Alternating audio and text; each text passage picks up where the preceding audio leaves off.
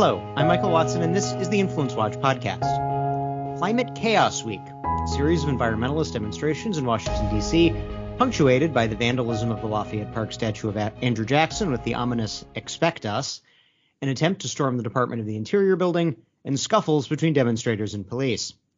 The Metropolitan Liberal Press may want to present these events as the grassroots upwelling of youthful fear of the supposed climate crisis, but my colleague Parker Thayer went behind the financing of the demonstrations and their organizer, Build Back Fossil Free. Parker, before we begin, can you tell our listeners a little bit about yourself? Yeah, my name is Parker Thayer. I'm a new researcher here at the Capital Research Center. I'm a graduate of Hillsdale College, and I do a lot of work looking into left-leaning groups and the financing behind them. Okay, and so let's set the stage. What was this whole Climate Chaos Week thing about? What did they do? The Climate Chaos Week, it was organized by this group called Build Back Fossil Free. They're trying to push the Biden administration with the budget bills going through Congress. They wanted to push them in a further left direction, particularly on the issue of green energy sources and financing for climate change related issues. So basically, the fossil free is to ban conventional energy and replace it with weather dependent energy. Yeah. Essentially, yeah. I think that their website talks a lot about fossil fuel moratoriums, the Biden administration seizing executive powers or emergency powers to ban all new fossil fuel projects, ending land leasing to any sort of drilling companies, essentially just putting an end to fossil fuels. Mm-hmm. And then, what did the demonstrators do? What kind of was their approach going in? Yeah. I assume they were timing it in advance of this UN climate conference. The climate conference, and also I think just the timing of the infrastructure bill passing through Congress. They like left-leaning groups, particularly like Greenpeace and 350.org and all of the environmentalist groups across the entire globe, really. They use their preferred tactic of lining up to get arrested and then causing a scene when they get arrested. It's the classic. I mean, this goes back to Saul Alinsky that I know in our Influence Watch piece on Alinsky, the writer quoted Alinsky basically as saying that being arrested is a price of entry for leading a left of center social movement. Yeah, it's their red badge of honor for all of these. Yeah, they all think they're Martin Luther King in the Birmingham jail. Exactly, and the reality is that most of them are anything but, and the whole while they're funded by, billionaire donors that they couldn't even have imagined were involved. Yeah, so let's start talking about the organization and the donors. So who are Build Back Fossil Free? So Build Back Fossil Free isn't actually a group that you'll find existing on paper or any sort of records anywhere. They are what's called a fiscally sponsored project of a group called the Sustainable Markets Foundation. That is a fancy word for front group, right? Exactly. They're just a front group. The donations to them are housed at the Sustainable Markets Foundation. But because they're a project, you'll never be able to figure out who exactly those donors are, how much exactly is being spent on the Build Back Fossil Free protests, who is responsible for them. It's really hard to pin down exactly who is responsible. And essentially sorry. Oh, no, go ahead. Essentially, earlier in the year, they started organizing this protest. They made a big announcement, a big deal of all of it, and they encouraged everyone to come out. And then once everyone showed up, they all expected, I'm assuming many of them expected a peaceful demonstration, but the protests became very, very rowdy and eventually became violent very quickly. Yeah, didn't they attempt to storm they tried to storm the Department of the Interior, didn't they? Yes, they were tearing down fences outside the White House, and they walked into the Department of Interior, and apparently that was not allowed.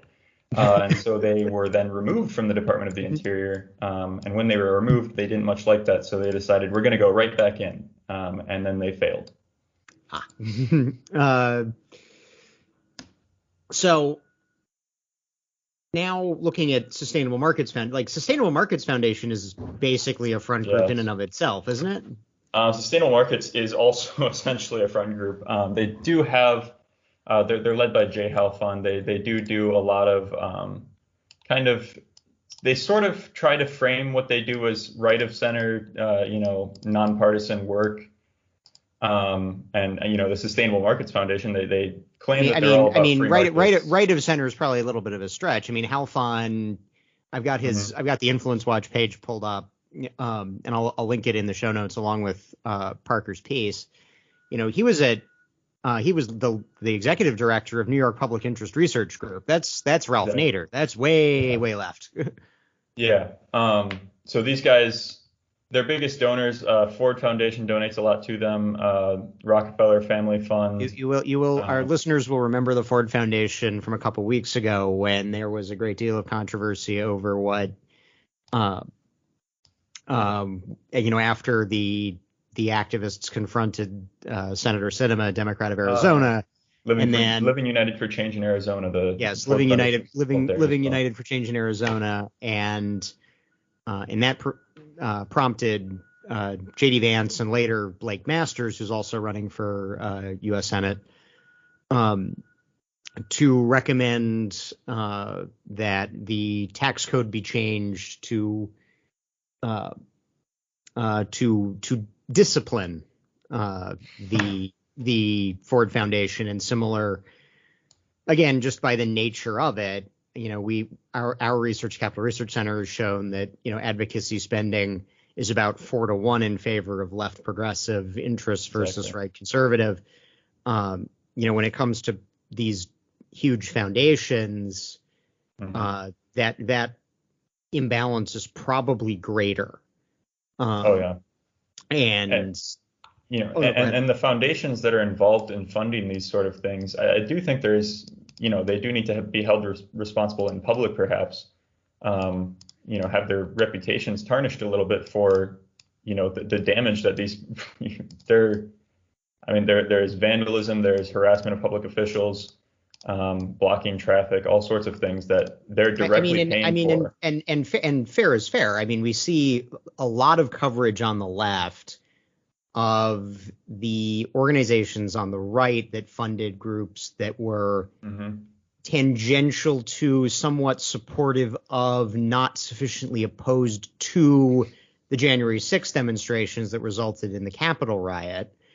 This is obviously there are important differences because that official proceeding was the decision of the election, but it's the same basic principle of, we're going to go have a demonstration and then we're going to, march without permission into a government building to try to influence government action. Exactly. Yeah. And it's much worse in this case than any Republican group that was tangentially involved to any sort of protest related to the election. As far as I know, there were only groups tangentially related at best. In this case, these protests were directly organized weeks in advance, scheduled, marketed, communicated with other groups that they knew were going to show up, like Greenpeace and 350.org, and cause problems, be violent. They have a history of doing so. And this was directly planned by the Sustainable Markets Foundation. And then afterwards, if you go to the Build Back Fossil Free Coalition's website, you can see a list of supporters, people that are funding them, all sorts of things. Corporations like Ben & Jerry's and Patagonia are even involved, but nowhere on that website is any mention of the Sustainable Markets Foundation at all. They do not want people to know, and attempted to hide, apparently, who was really organizing the protests. That's one of the things that you can do when you have a fiscal sponsorship set up. I mean, we've obviously on this program, we've covered Arabella Advisors. They're by far the biggest, but you have things like Alliance for Global Justice, which is kind of more on the radical left. And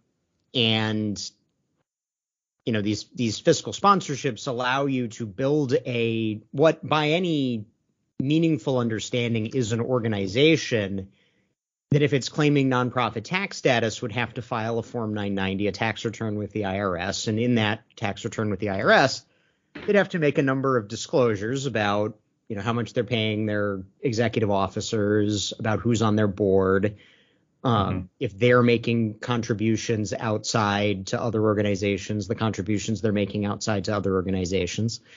And fiscal sponsorship allows you not to make those disclosures for your project because it all gets kicked up one level to your sponsor. So who are the groups, like who funds Sustainable Markets Foundation? Now let's go up the step in the chain. Who funds Sustainable Markets? So kind of at the top of the chain behind the whole Climate Chaos Week, it seems to be that the biggest donor to the Sustainable Markets Foundation was Eric Schmidt, who he was a former CEO of Google. He worked with the Obama administration extensively. He's very well known for contributing. I think in 2020, he contributed millions of dollars to the Democratic Party. So it's interesting that someone so involved, such a large sponsor of what eventually became the Biden administration's agenda, is now responsible for protests that essentially tried to push it further left. Apparently, Eric Schmidt was not satisfied with how far left he was able to push the country with PAC contributions, and is now trying to use agitation protest techniques to get it pushed further. I mean, this is pretty standard. I mean, again, kind of what we do at Capital Research Center, what we do at Influence Watch is pointing out that, my kind of half joking slogan is there is no such thing as grassroots. You have all these, either long established institutions, many of which were created by at least capitalists, if not conservatives, things like the Ford Foundation, the MacArthur Foundation, the Carnegie, the Carnegie endowments. Even the Rockefellers as well. are now funding environmentalist protests.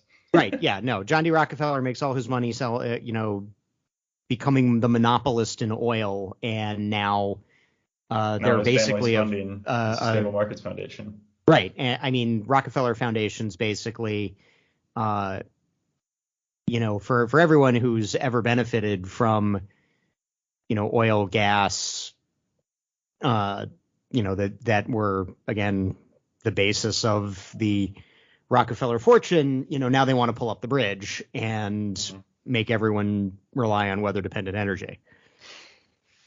Yeah. It's really a problem. And I mean, when you have private foundations getting involved in these sort of the fiscally sponsored projects like Build Back Fossil Free, it allows them to fund, political advocacy in ways that their private foundation wouldn't be able to do. I mean, they could have their own personal project created at, some C3 organization that they're granting to, and no one else is interested in funding this advocacy except for them. It could be their own project entirely, and no one would ever be the wiser because of the way that the disclosure rules work. So then sort of what else does Sustainable Markets Foundation do? So another thing the Sustainable Markets Foundation does is they have a proclivity for using kind of front groups. One of their biggest projects is the Climate Investigation Center, which, it essentially just keeps an eye on, people that they allege are contributing massively to climate change. It's a information clearinghouse for all things lefty environmental activism. And instead of managing the project themselves, they pay a consulting firm called Our Next Economy millions of dollars to manage that as well. So there's really nothing that they do that they're willing to put their name on. They don't have a website. They don't have any sort of social media presence that I know of. They're very behind the scenes, and they love to use these project groups. So it's truly like a pass-through manager of front organizations way to how do I not use a metaphor related to the cleaning of clothes of money and effort from, again, these large foundations and these, major individual donors, run them through Sustainable Markets Foundation. Again, all of this is perfectly legal. And then, move that money and effort into these either fiscally sponsored projects or outside groups. Yeah. They're very ambiguous about everything they do. They don't like taking the spotlight. Ambiguity is kind of the enemy of good intentions. If you mean to do well, then most of the time you're going to be very public about what you're doing. And in this case, they are not. They are anything but public about it. And their list of donors kind of suggests that either there's ulterior motives involved, or they really just don't want people to know that they're mostly funded by billionaires. Yeah, I mean, it's pretty straightforward that it's all, it's the giant foundations, it's, rich liberals like Schmidt. This is, the Republican, several years ago, there was a report that the Republican staff of the Senate Committee on Environment and Public Works put out that, linked, called the network that Sustainable Markets Foundation was in the Billionaires Club. And, some of those billionaires are now deceased, John D. Rockefeller, being the most prominent because it's his money that's, being handled through the Rockefeller foundations. But, it really is a coalition of billionaires living and dead who are keeping this group prominent in the environmentalist movement. Yeah. It's really, when you get these billionaires involved, their funding on their own is okay, but when they get involved with these projects, it really gets very messy very quickly, and has the potential for a lot of underhanded tactics to be used. To kind of go back to that, there's another involved with the Build Back Fossil Free protest was a whole nother group, which has its own website, for all intents and purposes to the outside observer. This is its own group. It's called People versus Fossil Fuels, which is itself a project of the Build Back Fossil Free coalition, meaning that it is a project of a foundation that is operating behind the scenes. That is classic. I mean, you see this not just with, one of the classic tactics of liberal activism is they'll put out the 253 groups in, New York State call for, an 83% requirement for wind energy. And, half of them are projects of, they're all funded by the same, 10 foundations, and half of them are projects of the others. I mean, this was, what is it called? No, I'm forgetting the name of it, but there was an organization, I think it was based out in California, that basically ran, a bunch of these groups, kind of one for each liberal leaning ethnicity. Oh, yeah. And that whenever they would go after, back when Glenn Beck was on Fox News, it would be, 15 civil rights organizations, and it was they're all just one. And they were, it was like Color of Change, and then like 10 from this organization. It is an engagement lab. That's the name of it. It's the appearance of grassroots, kind of strength in numbers. That it's designed to persuade politicians, or it's designed to convince, the people involved in the protest to get more involved, because they think that, the whole world is on their side. But the reality is that it's just one person, or a handful of people. It's a handful of people working through an organized institution that exists.